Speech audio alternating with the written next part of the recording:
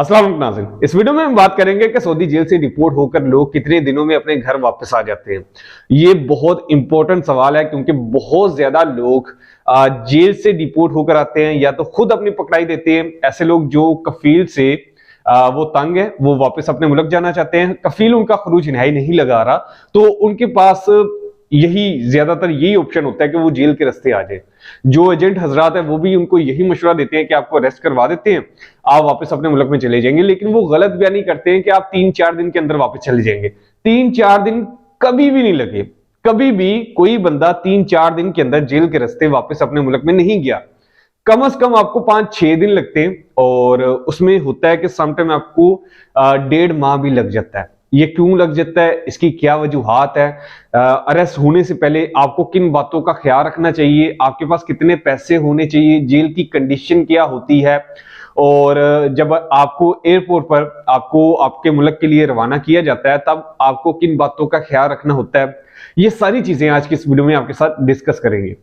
देखिए, आपको अरेस्ट होना होता है तो रियाद में भी लोग बतहा चौक से वो अपनी पकड़ाई देते हैं। सुबह होती है ये तहज्जुद के टाइम, यानी 3-4-5 बजे फजर से पहले वहां पर शुरता आता है, आपको अरेस्ट करता है और ले जाता है। वहां पर बहुत सारे लोग बैठे होते हैं। कुछ पॉइंट बने हुए हैं जहां पर लोगों को पता है कि यहां से हमें शुरते ने अरेस्ट कर लेना है, पकड़ लेना है, और शुरतों को भी पता है कि कहां पर हमने लोगों को पकड़ना है। उनका जो डेली का टारगेट होता है, लोग खुद पहले तैयार बैठे होते हैं कि आओ आप हमें पकड़ कर ले जाओ। तो इसमें बहुत सारे लोगों ने इसको कारोबार बनाया हुआ है। वहां पर बहुत सारे बंगाली होते हैं जो आपको ये बोल देते हैं कि भाई अगर आपने अपनी पकड़ाई करवानी है तो आप मुझे 400, 500 या 600 रियाल दे दो। उसके अलावा जो हमारे पाकिस्तानी एजेंट हजरात हैं, ये आपसे 1500 रियाल की, 1800 रियाल की, 2000 रियाल की डिमांड करते हैं कि ये पैसे आप हमें दें, हम आपको अरेस्ट करवा देते हैं।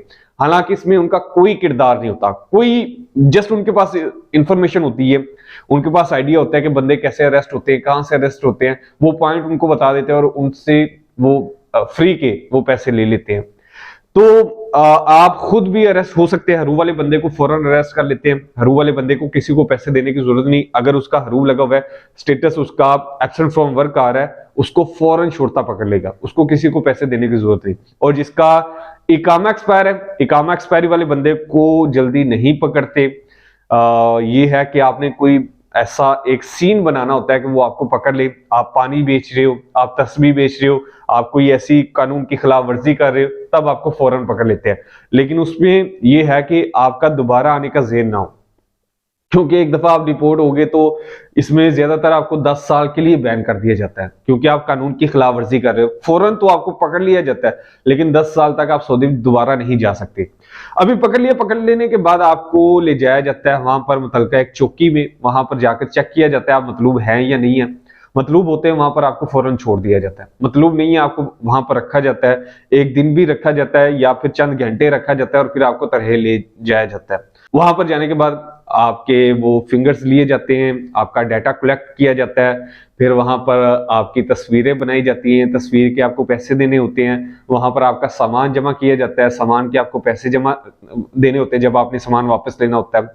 और वहां पर आपके बेल्ट उतार लिए जाते हैं, वहां पर आपके शूज उतार लिए जाते हैं। शूज तो आप जब जेल के अंदर, बैरक के अंदर जाते हैं, वहां पर बाहर उतार कर जाने होते हैं। और वहां पर बहुत सारे ऐसे सीन हैं कि जहां पर आपको बुरा महसूस हो सकता है। जेल के अंदर होता है कि अच्छा, वहां पर जो कंडीशन है, सूरत हाल नहीं होती, सफाई तो वो करते हैं लेकिन बहुत ज्यादा हजूम होता है, जिसकी वजह से वो आपको बदबू आती होती है, वॉशरूम कम होते हैं, और ये है कि लोग बीमार होना शुरू हो जाते हैं। सर्दियों में ज्यादातर लोग बीमार हो जाते हैं क्योंकि कमरे का एसी चल रहा होता है, वो उसको बंद नहीं करते, वो बंद करेंगे तो और ज्यादा बदबू फैलेगी, तो उसमें सर्दी की वजह से आप बीमार हो सकते हैं। बेड वहां पर कम होते हैं, एक बेड के ऊपर 3-3, 4-4 लोगों ने वहां पर लेटना होता है, सोना होता है और वहां पर गुजारा करना होता है। तो कम से कम जो टाइम होता है आपको डिपोर्ट करने के लिए 6 से 7 दिन, और ये है कि 10-12 दिन के दरमियान, यानी 6 से 12 दिन के दरमियान आपको डिपोर्ट कर दिया जाता है अगर आपका पासपोर्ट आपके पास मौजूद होता है। अगर आपका पासपोर्ट आपके पास मौजूद नहीं है तो फिर आपको 15 दिन भी लग सकते हैं। आपके आईडी कार्ड पर भी आपको डिपोर्ट किया जाता है। इसमें मसला ये आता है कि जब एक बंदा वहां पर जाने के बाद उसका डिपोर्ट होने का इरादा नहीं है, उसके पास ये ऑप्शन होता है कि वो वहां पर फिंगर करने से पहले, अपने अंगूठे लगाने से पहले वो एक दफा अपने कफील से बात कर ले और उनको बोले कि मैं अभी अपने फिंगर नहीं लगाना चाहता, मैं अपने कफील से राब्ता करना चाहता हूं, मैं इधर रहना चाहता हूं, मेरा कफील मुझे ले जाएगा। वहां पर अंदर आपके पास जो सेल का फोन होता है वो यूज करने का ऑप्शन होता है। उसमें ये है कि आपको बैलेंस करवाना पड़ता है और आप अपने कफील को कॉल करके आप बता सकते हैं कि मुझे पकड़ लिया गया, फलां जेल के अंदर मैं मौजूद हूं और मुझे आकर यहां से छुड़वाया जाए। आपका कफील वहां से आपको ले जा सकता है अगर आप वापस अपने मुल्क नहीं जाना चाहते। उनकी कुछ जो जरूरी रिक्वायरमेंट है, जो वहां पर कुछ बातें उसने वो क्लियर करनी है और वो वहां से आपको छुड़वा कर लेकर जा सकता है। लेकिन अगर आप कॉल कर देते हैं और आप इस गुमान में है कि आपका कफील आएगा, आपको छुड़ा कर ले जाएगा, वो नहीं आता तो आपको वहां पर 1.5 माह भी इंतजार करना पड़ सकता है। उसमें बाद में लोग पछताते हैं कि हम अपने कफील को ना कॉल करते, वो उसकी आस उम्मीद पर हम उसको रिजेक्ट ना करते कि हमने फिंगर्स नहीं लगाने, अंगूठे नहीं लगाने, हमने वापस नहीं जाना, फिर वो बाद में पछताते हैं कि अभी हम वापस चले जाएं। तो ये देख लें, ये कंफर्म कर लें कि अगर आपका कफील आपको छुड़वाने आ सकता है देन आप उसको कॉल करें, अदरवाइज आप वापस आ जाएं, यही बेहतर है। क्योंकि बहुत सारे लोग हैं जो कि 1.5 माह बाद भी वो फिर कहते हैं कि हमें वापस भेज दो और अंदर गुजारा करना बहुत मुश्किल होता है। आप क्योंकि कैद आपको जेल के अंदर बंद किया गया तो वो कैद तो फिर कैद होती है ना, उसमें एंजॉय तो नहीं किया जा सकता। और ये है कि अंदर आपको ताश वगैरह मिल जाती है, वो आप खेलकर आप टाइम पास कर सकते हैं, लेकिन उसके लिए आपके पास पैसे होना जरूरी है। अंदर से आपको टूथपेस्ट, आपको अंदर से सारी चीजें मिल जाती हैं, लेकिन पैसे होने चाहिए और थोड़ी महंगी मिलती हैं। ये है कि आपकी जेब में हर टाइम कुछ ना कुछ पैसे होने चाहिए अगर आपको लगता है कि मैं पकड़ा जाऊंगा। क्योंकि आपके पास पैसे हो तो बहुत सारी आपके लिए आसानियां हो जाती हैं। अंदर कंबल वगैरह आप खरीद लेते हैं और ये है कि सामान आपके पास जितना भी हो वो आप जमा करवा दिया करें। जमा करवाने के बाद उसको आप ले सकते हैं, वजन के हिसाब से अपने पैसे देने होते हैं। और जब आपको आपके एम्बेसी की तरफ से आपका बयानुल सफर आ जाता है, आपको निकाला जाता है, तो एयरपोर्ट के ऊपर आपको कुछ पैकेट्स दिए जाते हैं, उनके अंदर आपके वो ट्राउजर शर्ट या आपको जूता दिया जाता है। बहुत सारे लोग उसको फेंक देते हैं, वो नहीं पहनते और उन्होंने अपनी वही शलवार कमीज पहनी होती है, पैंट शर्ट पहनी होती है। तो जब वो अंदर जाते हैं जहां पर दोबारा से उनकी चेकिंग की जाती है, तो वहां पर उनके शूजों में से तस्मे निकाल लिए जाते हैं। उन्होंने कोई हुड पहना हुआ है, उसमें से वो उनकी जो डोरी होती है वो निकाल ली जाती है।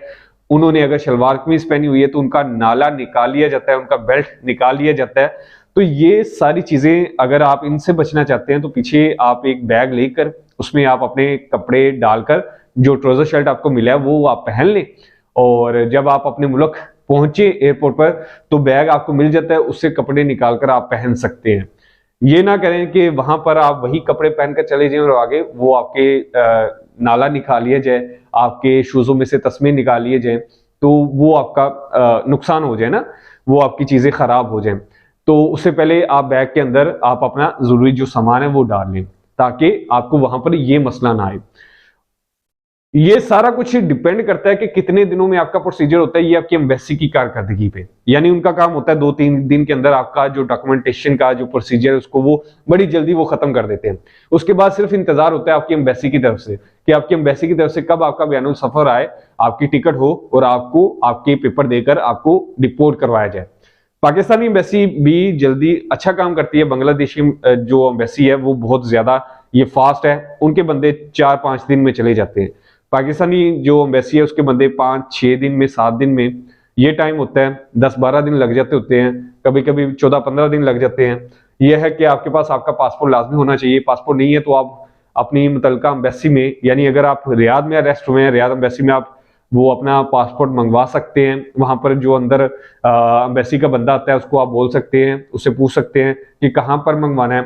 वैसे ही जद्दा एम्बेसी में भी आप मंगवा सकते हैं, तो आपका पासपोर्ट जल्दी आ जाता है, तो उससे आपका जल्दी बयानुल सफर, आपकी टिकट वगैरह हो जाती है और जल्दी आपको आपके मुल्क में, आपके घर में भेज दिया जाता है। तो ये सारी इंफॉर्मेशन थी कि जो बंदा जेल से अरेस्ट होता है उसको कितने दिनों में डिपोर्ट किया जाता है। क्योंकि जो एजेंट हजरात होते हैं वो गलत गाइड कर रहे होते हैं, वो उनसे पैसे ले लेते हैं। उनकी फैमिलीज फिर वो एजेंटों को कॉल कर रही होती है कि हमारे जो हस्बैंड है, भाई है, वो पकड़े गए हैं, वो कब वापस आएंगे। तो वो उनको अजीब अजीब बहाने बनाते हैं, अजीब अजीब स्टोरीज सुनाते हैं। तो ये नहीं है कि आपका हस्बैंड या आपका कोई बंदा पकड़ा गया तो उसको आप मिनिस्ट्री ऑफ लेबर की वेबसाइट पे जाके उसका इकामा नंबर डाल के आप उसका स्टेटस चेक करें कि वहां पर शो हो रहा है कि ऑन दी जॉब, और वो अभी तक उसको उसका स्टेटस ही नहीं चेंज किया गया या अभी उसको ज्यादा दिन लगेंगे। ऐसा कोई सीन नहीं होता, ऐसा कोई सीन नहीं होता, ठीक है। ये सारा कुछ जो होता है कि आपको डिपोर्ट करने के बाद में भी आपका स्टेटस चेंज हो जाए, बहुत सारे लोगों का वही स्टेटस रहता है, तो वो आप जो स्टेटस चेक कर रही है उसका कोई इशू नहीं है, उसका कोई इशू नहीं है। मेरे ख्याल से आपको तमाम बातों की समझ लग गई होगी। मजीद आपका कोई सवाल हुआ वो कमेंट की सूरत में आप पूछ सकते हैं।